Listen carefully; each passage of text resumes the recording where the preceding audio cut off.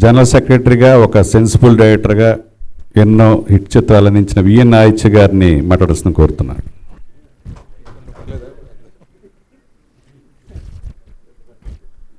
అందరికీ నమస్కారం. చాలా కాలంగా మన దర్శక మిత్రులు మా అన్నగారు శ్రీ ఎన్ శంకర్ గారు ఆధ్వర్యంలో మొదటిసారి టీఎఫ్డిఏలో యాక్టివ్గా ఏదో ఒక రోల్ ప్లే చేయటం అనేది స్టార్ట్ అయింది. సో మమ్మల్ని కనెక్ట్ చేసిన అధ్యక్షుడు మీరు, అంటే ఈసీగా ఒక ఇన్వాల్వ్మెంట్ అన్నది ఆయన ప్రమేయంతో మొదలైంది 2008 ఆ టైంలో.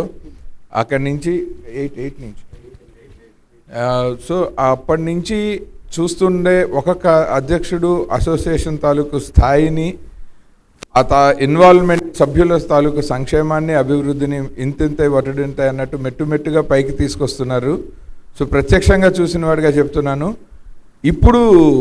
ఇప్పుడున్న ఈ కమిటీ మొత్తం అందరూ హ్యాట్స్ ఆఫ్. ఎందుకంటే ఒక టైంలో కోవిడ్ తర్వాత ముఖ్యంగా తెలుగు డైరెక్టర్స్ అసోసియేషన్ అంటే పరిశ్రమలో ఎక్కడా అంటే వినిపించకుండా, ఒక కలిసికట్టుతనం లేకుండా ఏదో ఒక చిన్న తేడా జరుగుతూ ఉండేది. కేవలం మన సభ్యులు మాత్రమే మన పని మనం చేసుకుంటూ వెళ్ళిపోతుంటే, మొదటిసారి చాలామంది డైరెక్టర్స్ అందరూ ఇది మనది, ఇది ఈ సంస్థ మొత్తం మన సభ్యులలో మనం కూడా ఉన్నాము, మనందరం కలిసి దీన్ని ఒక తమిళ్ డైరెక్టర్స్ అసోసియేషన్ లాగానో, ఒక హిందీ డైరెక్టర్స్ అసోసియేషన్ లాగానో, ఒక ప్రోయాక్టివ్ ఆర్గనైజేషన్ కింద దీన్ని తయారు చేయడానికి, ఇందులో ముఖ్యంగా ఇప్పుడు ఎన్నికైన ఈ కమిటీ చేస్తున్న ప్రయత్నం చాలా చాలా హర్షించదగింది. వాళ్ళందరికీ సభాముఖంగా ధన్యవాదాలు, శుభాభినందనలు తెలియజేస్తూ, ఈ కార్యక్రమం మే 4న దర్శకుల దినోత్సవం.